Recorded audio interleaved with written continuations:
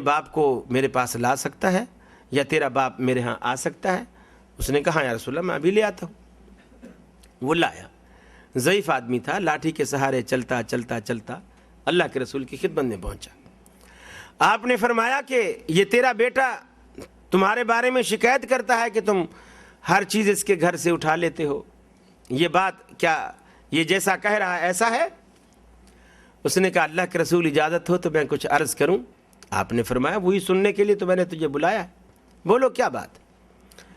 اس بندے کی آنکھوں سے آنسو آ گئے کہ اللہ کے رسول ایک وقت ایسا تھا میں جوان تھا اور یہ بالکل کمزور تھا، اس وقت مجھے اس کے سہارے کی کوئی ضرورت نہیں تھی، البتہ اس کو قدم قدم پر میرے سہارے کی ضرورت تھی۔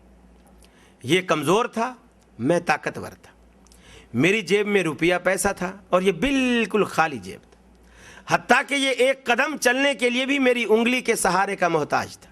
میں انگلی اس کو پکڑواتا تھا تو یہ چل سکتا تھا، ورنہ یہ گر جاتا تھا، میرے سہارے کا محتاج تھا۔ اس وقت اگر میں اسے پھینک دیتا تو میرے سوا کوئی اس کا ہمدرد خیر خواہ کوئی بھی نہیں تھا۔ میں نے بڑے پیار سے بڑی محبت سے آج کے دن کے لیے میں نے اسے پالا پوسا، اس کی خدمت کی، میں نے ہر قسم کی مصائب اپنے اوپر لیے اور اس کو ہر دکھ سے میں نے بچایا۔ اللہ کے رسول آج حوادث زمانہ نے معاملہ بالکل الٹ کر دیا ہے۔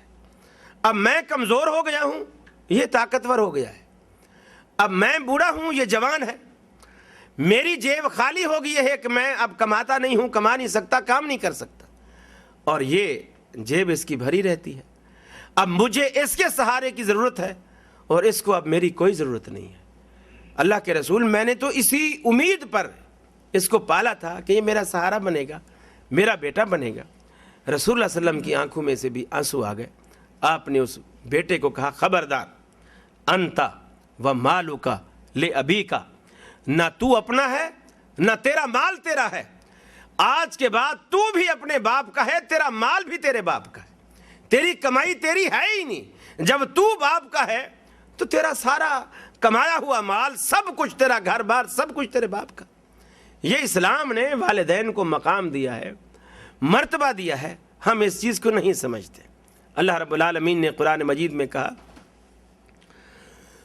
فرمایا وَقَضَىٰ رَبُّكَ أَلَّا تَعْبُدُوا إِلَّا إِيَّاهُ وَبِالْوَالِدَيْنِ إِحْسَانًا إِمَّا يَبْلُغَنَّ عِندَكَ الْكِبَرَ أَحَدُهُمَا أَوْ كِلَاهُمَا فَلَا تَقُل لَّهُمَا أُفٍّ وَلَا تَنْهَرْهُمَا وَقُل لَّهُمَا قَوْلًا كَرِيمًا۔ اللہ رب العالمین نے تم پر اپنی بندگی، اپنی عبادت کو رب العالمین نے فرض کر دیا۔ وَقَضَىٰ رَبُّكَ أَلَّا تَعْبُدُوا إِلَّا إِيَّاهُ، پروردگار عالم نے تم پر یہ بات لکھ دی، لازم کر دی، فرض کر دی کہ تم اس کے سوا کسی کی بندگی نہ کرو گے۔ تمہاری جبین نیاز جھکے گی تو اسی کے آگے، ہاتھ اٹھیں گے تو اسی کے آگے، دامن پھیلے گا تو اسی کے آگے، دکھڑا سناؤ گے تو اسی کو۔ وَقَضَىٰ رَبُّكَ أَلَّا تَعْبُدُوا إِلَّا إِيَّاهُ، اور اس حکم کے بعد دوسرا حکم فرمایا وَبِالْوَالِدَيْنِ إِحْسَانًا، ماں باپ کے ساتھ تم نے اچھا سلوک کرنا ہے، اچھا احسان کرنا ہے۔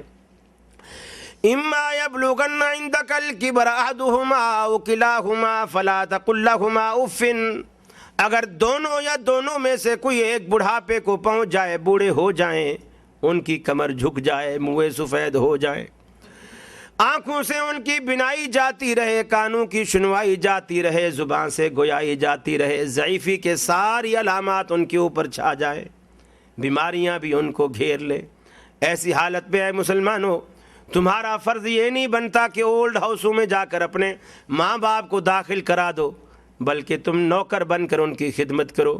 یہ دیکھو کہ ایک وقت تم پر بھی ایسا گزرا ہے جب تم بالکل کمزور تھے، بالکل لاغر تھے، تمہیں ان کی ضرورت تھی، انہوں نے اپنی سارے فرائض اپنے پورے کیے، تمہاری ہر خدمت کی۔ آج تمہارا فرض بنتا ہے کہ تمہارے والدین میں سے کوئی ایک یا دونوں بڑھاپے کو پہنچے، تم ان کی مدد کرو، ان کی خدمت کرو۔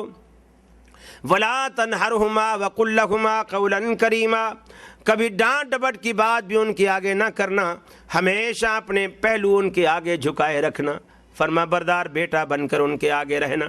یعنی بعض لوگ تانے دیتے ہیں، جیسے اب بوڑھا آدمی ہے، کولر کے پاس گیا، شیشے کا گلاس رکھا ہوا تھا، اب اس نے کانپتے کانپتے ہاتھوں سے کولر سے پانی بھرا، اور پینے لگا تو ہاتھ سے چھوٹ گیا پانی کا گلاس اور نیچے پکا فرش تھا, ٹوٹ گیا.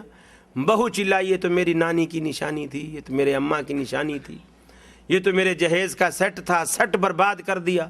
نہیں اٹھانا آتا تو کاہے کو اٹھایا تھا, مجھے بتا دیتے, میں اٹھاتی. یعنی چلا چلا کر اب وہ ٹھیس پہنچا رہے ہیں. لیکن وہ ماں باپ جانتے ہیں کہ اس بچے نے جو آج باپ پر یہ چلا رہا ہے کہ میری بیگم کے جہیز کا سیٹ جو ہے اس نے خراب کر دیا ہے, نامعلوم اس نے ہمارے گھر میں کتنے سیٹ توڑے ہیں. بچے کتنا نقصان کرتے ہیں گھروں میں. ماں باپ کیا کرتے ہیں, پھر سر پہ ہاتھ پھرتے, اچھا بیٹا کوئی بات نہیں اور آ جائے گا, کوئی بات نہیں اور آ جائے گا, کوئی بات نہیں اور آ جائے گا. یعنی بچے کتنا نقصان کرتے ہیں. شیشے کے گلاس توڑ دیے, جگ توڑ دیا, پین توڑ دیے گھروں میں, اور نقصان کر دیے, دیواروں پہ لکھ دیا, ابھی کلر کروایا, تھوڑی دیر کے بعد پینسل سے بچے لکیریں مار رہے ہیں. دل دکھتا ہے لیکن یہ دیکھ کر کہ یہ سب کچھ قیمتی ہے, لیکن میری اولاد سے پیار سے تو زیادہ قیمتی نہیں, بلکہ ایسی لاکھوں چیزیں اللہ رب العالمین دے تو اولاد کی پیار اور محبت پہ انسان قربان کر دے. آدمی سوچتا ہے, لیکن آج وہی بچہ ماں باپ پہ چلا رہا ہے کہ تو نے ایسا کر دیا, تو نے ویسا کر دیا. تو فرمایا وَخْفِضْ لَهُمَا جَنَاحَ الذُّلِّ مِنَ الرَّحْمَةِ وَقُلْ رَبِّ ارْحَمْهُمَا كَمَا رَبَّيَانِي صَغِيرًا. ہمیشہ اپنے پہلو ان کے آگے جھکائے رکھ, یعنی کہ ان کا خدمت گزار بن کے رہے, اور اللہ رب العالمین سے یہی دعا کرتا رہے کہ الہ العالمین ان پر ایسے رحم فرما, ایسی مہربانی فرما جیسے انہوں نے ہماری کم سنی میں, ہمارے بچپن میں ہم پر مہربانی اور شفقت کی. اور یہ اتنی بڑی نعمت ہے. دیکھیے کہ صحابی ہونا جو ہے کتنا بڑا شرف ہے, صحابی ہونا کتنا بڑا شرف ہے. رسول اللہ صلی اللہ علیہ وسلم نے, جو شخص آپ کو ایمان کی حالت میں آپ کو دیکھے وہ شخص صحابی ہے. اپنی آنکھوں سے ایمان کی حالت میں اللہ کے رسول کو دیکھے وہ صحابی ہے. اور صحابی پر اللہ تبارک و تعالیٰ نے دوزخ کی آگ کو حرام کیا ہے. آپ نے فرمایا اللہ اللہ فی صحابی, میرے صحابہ کے بارے میں خدا سے ڈرو, میرے صحابہ کے بارے میں بد زبانی نہ کرو, میرے صحابہ کے بارے میں بدگمانی نہ کرو. ایسی چیزوں سے اللہ کے رسول نے ڈرایا. پھر آپ نے فرمایا, قرآن مجید کی آیت ہے رضی اللہ عنہم ورضوا عنہ, یہ ایسی جماعت ہے اللہ ان سے خوش ہے اور یہ اللہ سے خوش ہے. اور ایسے لوگ جن سے اللہ راضی ہو اور وہ اللہ سے راضی ہوں, کس قدر خوش قسمتی کی بات ہے. اب کوئی آدمی پڑھ لکھ کر عالم بن سکتا ہے, مفتی بن سکتا ہے, پروفیسر بن سکتا ہے, ڈاکٹر انجینئر بن سکتا ہے, عبادت کر کر کے متقی بن سکتا ہے, نیک اور صالح بن سکتا ہے, ولی اللہ بن سکتا ہے, لیکن کوئی شخص صحابی نہیں بن سکتا. نہ پڑھ کر نہ عبادت کر کے. بس وہ صحابی کا وہی ایک وقت تھا جب اللہ کے رسول دنیا میں موجود تھے, اور کوئی بندہ ایمان لے آیا اور ایمان کی حالت میں اس نے اپنی آنکھوں سے اللہ کے نبی کے رخ زیبا کو اس نے دیکھا. یہ ایک شرف تھا جو اس کو صحابی بناتا ہے.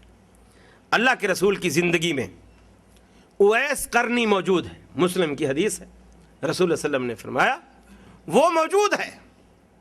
آپ نے فرمایا عمر, ایک شخص ہے جس کا نام اویس ہے, اس کے جسم پر برس کا ایک داغ ہے, اور وہ ختم ہوتے ہوتے ہوتے ہوتے اب ایک درہم جتنا, جیسے آپ ریال کہہ لیں جو سکہ ہے, اس کے جیسا رہ گیا ہے.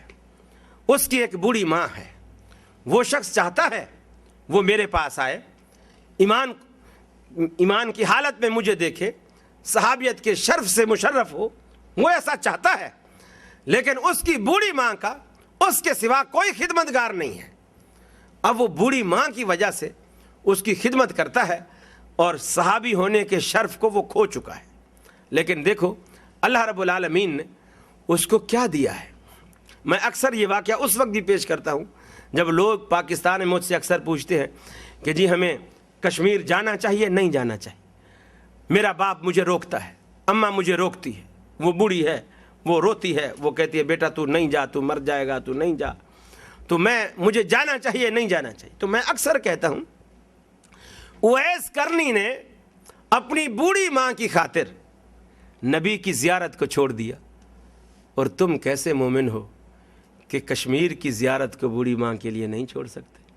اللہ تبارک و تعالیٰ کے رسول نے اس اویس کی تعریف کی جس نے آپ کی زیارت کے شرف کو چھوڑا, تعریف کی. آپ نے فرمایا عمر, ایک شخص ہے اویس کرنی، اس کے جسم پر برس کا داغ ہے، کم ہوتے ہوتے اتنا رہ گیا ہے۔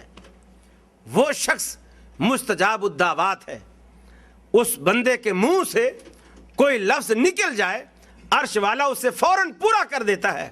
اے عمر، اگر تیری اس سے ملاقات ہو، اس سے اپنے لیے دعا ضرور کروانا، اس لیے کہ اللہ اس کی دعا کو رد نہیں کرتا۔ حضرت عمر بڑی تلاش میں رہے۔ حضرت عمر کے دور خلافت میں، حضرت عمر کا دور خلافت ہے، اور آپ کے دور خلافت میں آپ کو اطلاع ملی کہ مینا میں وہ شخص خیمے میں ٹھہرا ہوا ہے۔ صحابی نے کہا امیر المومنین اگر حکم ہو تو میں اس کو لے آؤں؟ آپ نے فرمایا نہیں۔ جس بندے کا اللہ کی جناب میں اتنا رتبہ ہے کہ اس کے منہ سے نکلے ہوئے الفاظ کی رب لاج رکھتا ہے، عمر اسے اپنی دربار میں نہیں بلایا۔